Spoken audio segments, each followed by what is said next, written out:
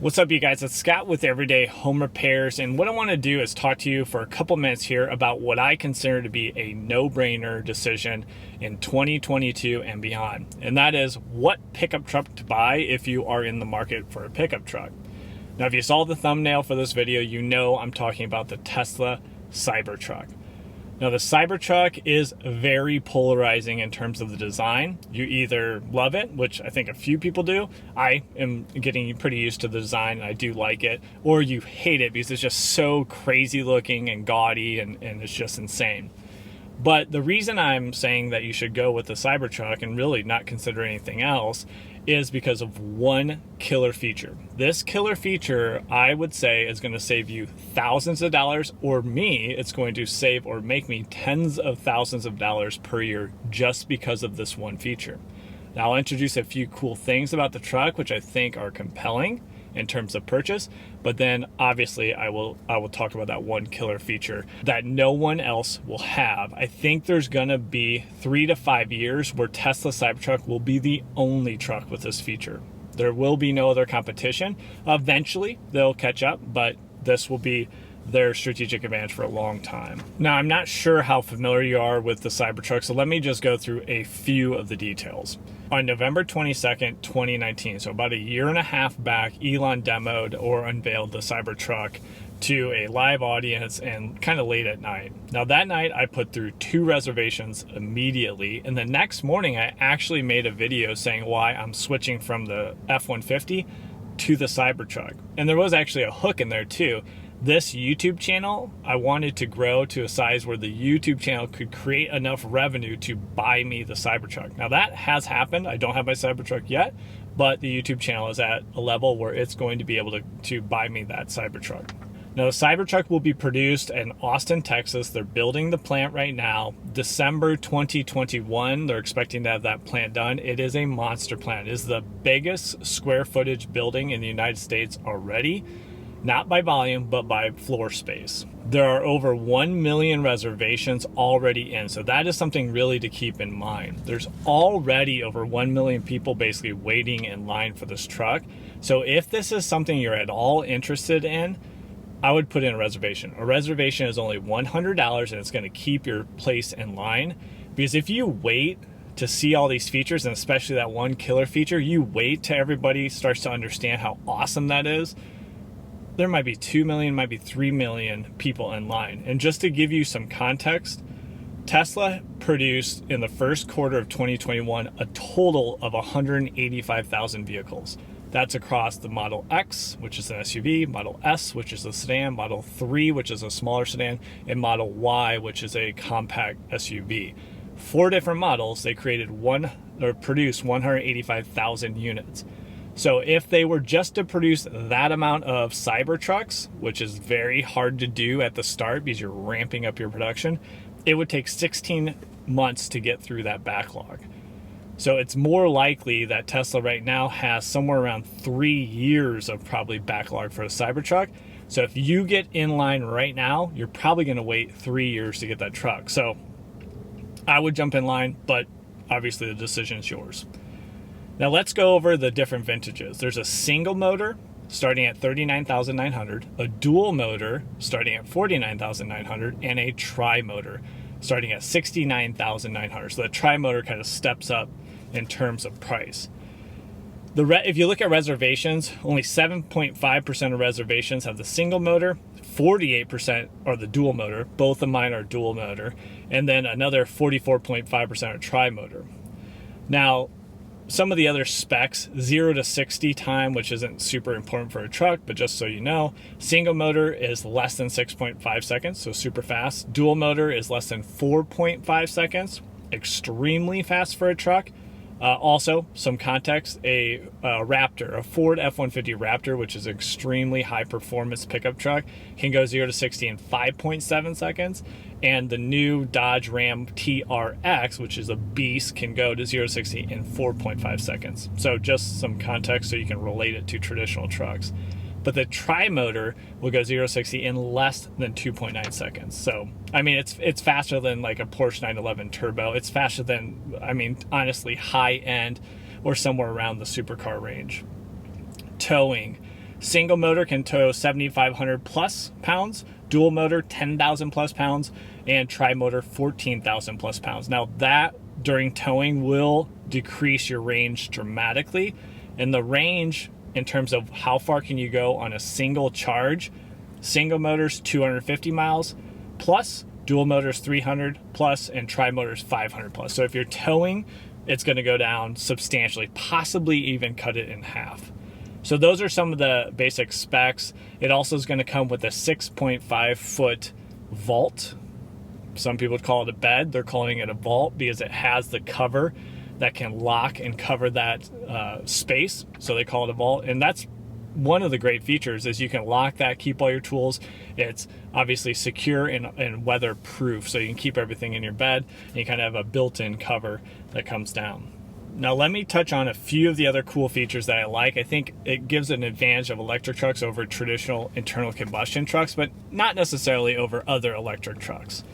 Tons of storage. You will have a frunk, so that is a front trunk, right? You don't have a gas engine or a diesel engine, so you got all that space up there. So you have a big storage area in the front, which is kind of nice because it's elevated, so you can really almost use that as a workspace. And some of the trucks are making that as a work top out in the field, which is pretty cool. Now there's these triangular sail pillars off the side. Those are expected to open up so you could store things. What I'm envisioning is storing all my power tools there, and then hopefully being able to put my battery chargers in there and charge my batteries while I drive around. They're always going to be charged and ready to go. The bed itself has additional storage underneath, watertight and sealed underneath the just traditional bed, which also, don't forget, has the cover. And it probably goes without saying, but in terms of charging networks, Tesla is second to none and will continue to grow faster than anybody else. So they have their own network. Many of the other players like Ford and GM are trying to team up with third-party networks. So there's going to be always kind of a mismatch. And trucks are going to have such a large battery, is you really need some capable chargers, so you're not sitting there for 45 minutes trying to get a couple hundred miles of range in your truck.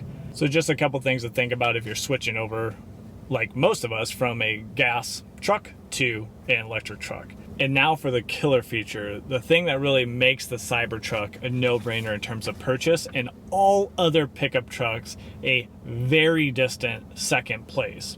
And that is autopilot. So if you've seen it all, Tesla has a very sophisticated autopilot or autonomous guidance system built into their vehicle. I know this might sound insane. I know you might think that there's no way there's going to be a vehicle that's going to drive you around within the next few years. This is sci-fi. This is way far out. It's not safe. No government's going to approve it. But stick with me. So Tesla has the cameras and capability built into all of their cars on the road right now. They have over 1 million cars on the road, and it's growing rapidly. All those cars are collecting instances where a deer jumps in front of them, where a canoe comes flying off the top of a truck. They're capturing video in all those instances, and those instances make the system smarter, make the autopilot smarter. So every time they capture these crazy things that millions of cars will see out on the road, it makes the system smarter. The system knows that scenario and knows what to do. Tesla is the only company that has this, and they have 100 or 1,000 times more data than even the second place competitor, which again might sound like it's off in the weeds, but that is actually one of the key things to making autonomy work. Tesla already has what's called their beta release. It's a test release out in thousands of cars, and that can take you from a parking lot, drive you across left-hand turns at stoplights, drive you down the road with zero interventions from you, and park at a Target, park at Walmart, park wherever you're going. So it can take you almost door to door. They will be the first that will get to the level of autonomy where you can text on your phone, you can play video games, you can fall asleep, you can do whatever you have to do. Or for me, I want to do work. So why it's such a killer feature for me, maybe I'm going out to look at a house that I'm wanting to purchase, but it's 35 minutes away. With the Tesla Cybertruck, I'm going to be able to punch in the address. The Cybertruck is going to take me there, and I can do my emails, I can do my work. I can set up utilities at a house I just bought. I can turn off utilities. I can schedule payment for some of the contractors. I can edit videos and publish them on YouTube. I can do my work while being in transit opposed to having to drive. So this is a massive killer feature to me, and just imagine those that have a commute every day. They might have a half an hour one-way commute or even worse. That's why this can be thousands of dollars of value per year, or for me, tens of thousands of dollars per year in value. So Tesla's autopilot, which is a $10,000 feature that you have to pick on the Cybertruck, that is the killer feature, and that will be a massive game changer. And really, to project it way out, don't forget I have 2 Cybertrucks. I do expect within 5 years, my second Cybertruck, I can turn on into the Tesla robo-taxi fleet. Again, you can call me crazy right now. I know it sounds pretty crazy, but within 5 years, Tesla app, I can go let my Cybertruck go to work, and people can reserve that Cybertruck, send it to Home Depot, get 4 sheets of plywood, and then run it to the job site. So kind of a parts runner without a person parts running.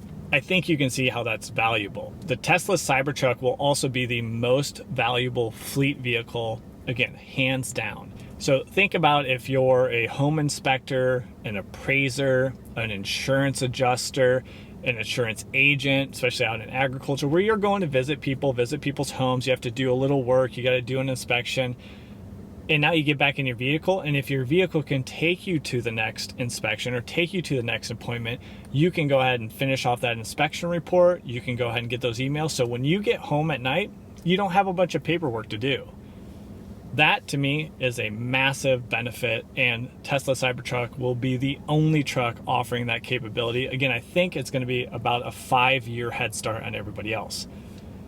That's it. Super long-winded. I love this topic. I'm a huge Tesla fan. I'm really pumped up to get the Cybertruck. I obviously am going to be putting out more videos about how it actually is, all those features I haven't even talked about yet, and introducing those to you guys. But if it at all is interesting to you, I would reserve a Cybertruck as fast as you can. $100, I don't think it's a huge barrier of entry, and that might save you years in terms of when you can actually get your truck. Let me know what you guys think. Get down in the comments. Am I crazy? What's the truck you're going with? Will you ever go electric? I'm interested to hear your feedback. And don't forget, if you haven't already subscribed to the channel, jump down there, subscribe. We have multiple videos coming out per week. Usually not about the Cybertruck, usually just about DIY repairs and improvements out of the house. And we'll catch you on the next one. Take care.